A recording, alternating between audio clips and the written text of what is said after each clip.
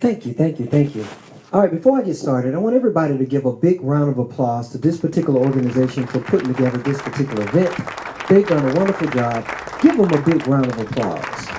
And while you're putting your hands together for them, I need you to put your hands together for yourselves, because it takes a certain type of guy, certain type of individual to attend a talk like this, so give yourselves a round of applause. Now, I'm going to be honest with you. I got a lot of information I'm going to be running past you. And because of that, I'm going to have to ask everybody to hold all the questions and comments to the very end of my talk. And I promise at that time I will open it up for a little Q&A. Also, now would probably be a good time to turn down the volume of your cell phones and try to restrain from text messaging, Instagramming, anything like that. You see I'm a little ADD? Don't take much to get me thrown off. And if I get thrown off, I'm liable to start talking about anything like spaceships, aliens, and you don't want that. You want to keep me focused. I'm going to start things off today by giving a little more detailed information about myself to those of you who just may not know me from Adam. And for those of you who don't know me, my name is Rod Patterson, CEO, founder of a company called Sounds of Knowledge. Sounds of Knowledge. And what Sounds of Knowledge does is we go into high school, middle schools, elementary schools, and we use music as a tool to get kids' attention. But once we have that attention, we hit the students with anti-bullying, anti-drugs, positive messages, and it's a pretty good thing. Matter of fact, it's a very good thing because we've actually stopped some kids from committing suicide. So not only is it a good thing, it's also my passion.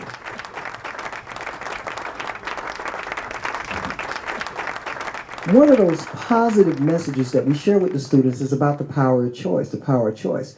I tell students that life is all about choice, and choices in themselves, well, now they are very serious business, because you see, just one right choice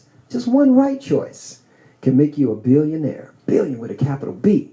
However, just one wrong choice could end your life. So as I said, that's serious stuff. I got a power of choice test I want to try out on you guys, because I'm a little curious to see how great big adults and teenagers fare against little bitty elementary kids. It's a simple test, but my test will require a little audience participation and just a little bit of your imagination. For my test, I'm going to need a door. Let's say this door right over here. Let's pretend that behind that door right now today is a pile of money. And ladies and gentlemen, when I say a pile of money, I do mean a big pile of money. It's like twice as tall as me.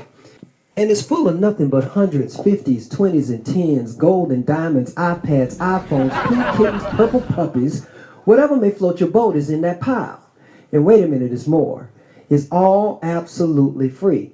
Meaning if you can get back there behind that door right now today, it is all yours. Now question, how many of you guys will go back there right now and get as much of it as you can carry? Raise your hand. I'm with you. But there's a catch. Yes, there's always a catch. So you run over there to that door, and then you stop.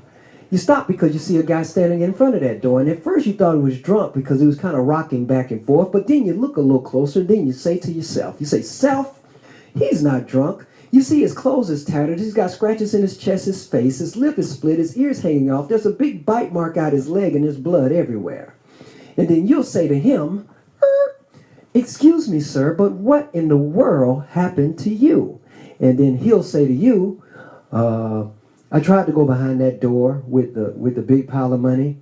I mean, really big, like twice as tall as you, full of nothing but hundreds, 50s, 20s, and 10s, and gold and diamonds and iPads and iPhones and pink kittens and purple puppies and whatever may float your boat. But no one mentioned one single word about an 800-pound man-eating tiger also being off in that room. Now, ladies and gentlemen, with that newfound little bit of information, how many of you guys still will run right on off in that room? Raise your hand. Oh, yeah. You guys did way better than the kids. Now, I see a few hands still up, but I'm going to tell you just like I would tell the kids. There's really no right or wrong answer for this particular test.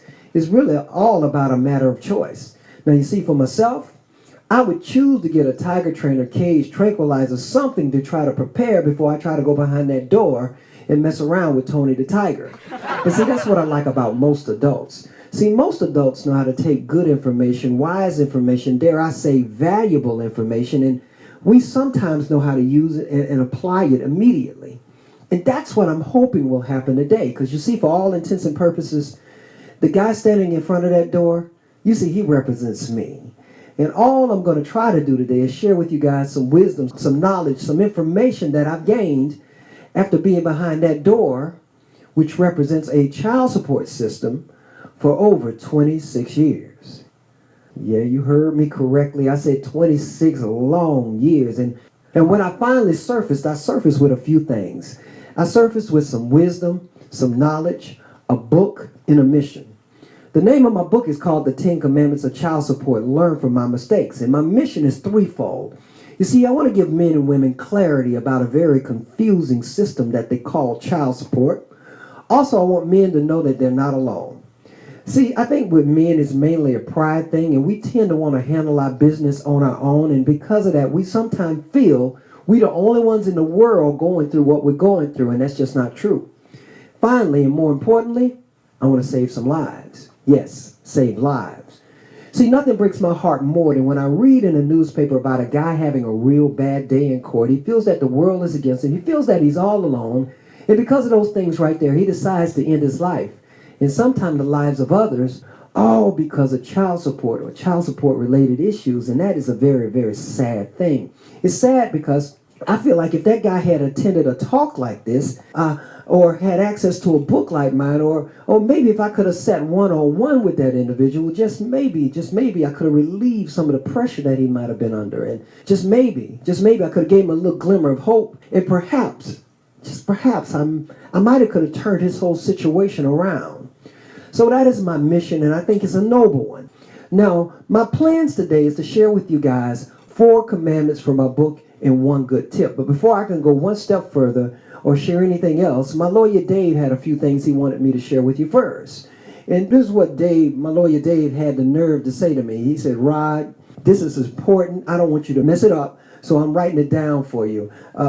So this is what my lawyer Dave says. Not me, but this is what Dave says. And Dave says, the views expressed by Rod Patterson are not necessarily the views of this particular organization, this state, this hotel, or anybody else in the world. I see Dave gets a little carried away when he's writing things down. He ain't have to add all that world stuff. Furthermore, the advice given is not meant to be legal advice or to replace the advice of an attorney. Guys, what Dave is really saying is you got to do your due diligence. You see, the information I'm getting ready to share with you, I like to call it get you in the ballpark information. It's general information. It's going to be up to you to take that extra step, that extra mile to find out what rules and regulations apply to you in your particular case. Because after all, this is child support or law-related stuff, and it's never ever a one-size-fit-all solution. Also, by all means, when you can't afford an attorney, get that attorney. But at least when you get your attorney, you won't be deer lost in the headlights. You're going to know what's going on. Now, with all the legal mumble-jumble out the way, I want to get this party started. And I'm going to start things off by giving you guys a real good tip first. Then we're going to jump into the juicy stuff, the commandments. And the very first tip I'm going to share with you guys today is I need you to know that child support, it is a system. It is a system. Now, right or wrong, good or bad, fixed or broken, it is what it is. And if you did not know what it is, I'm going to say it again. It's a system. Now, many of you have heard the term child support system before, and if you're normal, most people get stuck on the child support part, and they tend to ignore that little word called system. But you see, Sir Rod's not normal. To me, that's the most important word of all. For those of you who don't know what a system is a set of connected parts or things forming a complex whole. I repeat, a system is a set of connected parts or things forming a complex whole. A good example of a system would be your body, the human body. You see, you got your arms, your legs, your feet, your toes, hands, fingers, ears, eyes, nose, heart, lung, kidney. See, all those parts make up just one human body. And child support is no different. It has a body. But its moving parts, if you will, are the judges, the caseworkers, the magistrate, the enforcement unit, the police. See, all those are like the moving body parts for the child support body. But we all know that a body can't operate without a brain. And child support is no different. It has a brain. But its mastermind, the person that calls all the shots, by the way, the person that most men think is their mortal enemy, the person that says jump and you better say how high, the HNIC for child support, and that is head network in charge, by the way, is a computer. Yes, it's a computer. And I would love to try to tell you that it's a sophisticated computer. You know, like the kind you see in the movie, half human, half robot, glowing eye.